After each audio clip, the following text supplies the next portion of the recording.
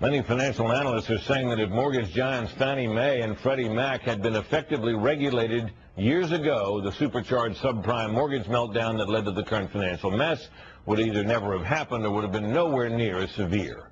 Chief White House correspondent Bret Baier rejoins us now to examine the timeline. What were those warning signs? Who raised them and who disputed them? The Bush administration raised red flags starting in April 2001. The 2002 budget request declares that the size of mortgage giants Fannie Mae and Freddie Mac is, quote, a potential problem because financial trouble in either one of them could, quote, cause strong repercussions in financial markets. In 2003, the White House warning about Fannie and Freddie was upgraded to a systemic risk that could spread beyond just the housing sector. In fall of 2003, the Bush administration was pushing Congress hard to create a new federal agency to regulate and supervise Fannie and Freddie, both government-sponsored enterprises or GSEs. We need a strong, world-class regulatory agency to oversee the prudential operations of the GSEs and the safety and the soundness of their financial activities. But then Treasury Secretary Snow was getting a lot of pushback from then-ranking member, now chairman of the House Financial Services Committee, Democratic Congressman Barney Frank. Fannie Mae and Freddie Mac are not in a crisis. In fact, Frank said the federal government should be encouraging Fannie and Freddie to do more to get low-income families into homes. And he believed too many people had a sky-is-falling mentality. The more people, in my judgment, exaggerate a threat of safety and soundness, the more people conjure up the possibility of serious financial losses to the Treasury, which I do not see.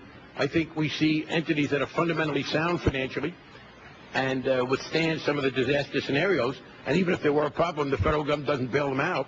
But the more pressure there is there, then the less I think we see in terms of affordable housing. The legislation was blocked.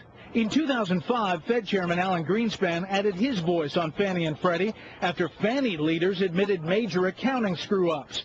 Quote, enabling these institutions to increase in size, and they will once the crisis in their judgment passes, we are placing the total financial system of the future at a substantial risk. Later at another hearing on the topic, if we fail to GSE regulation, we increase the possibility of insolvency and crisis.